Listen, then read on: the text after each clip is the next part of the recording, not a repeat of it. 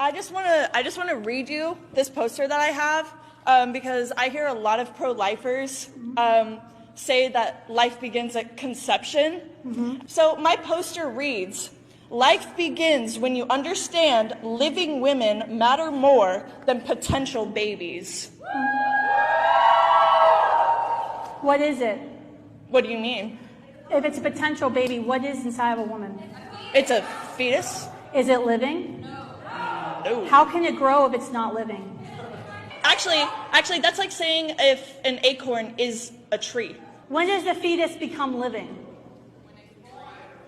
That's actually a good question, but that line... Yeah, of course, because you don't know it. Because it's living. It's living.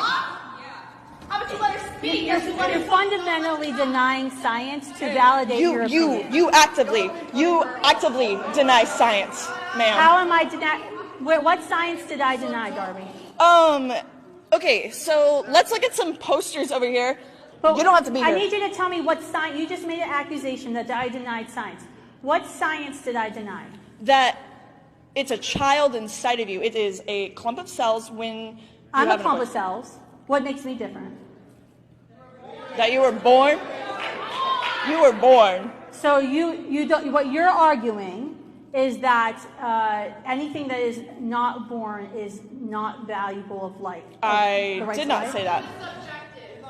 It's subjective. So when does a child or fetus or clump of cells, whatever you want to call it, when does this clump of cells or fetus become living? When it can sustain its own life. But when is that? When is the sustainability? No, when is sustainability? 21. About like 30 weeks to born, like 24, 30. Because like what? How do you sustain life? Like my newborns aren't sustainable. You can't just have a newborn and they just like live on their own, right? Right. They're not sustainable. They need help and assistance to survive. So is a newborn not worthy of life? Is a newborn not worthy of life? I do have one thing to say to you. How is it that when my mom was in college 30 years ago, she was protesting the exact same thing that me and these wonderful other women and men on this side have been protesting? How is it? Why?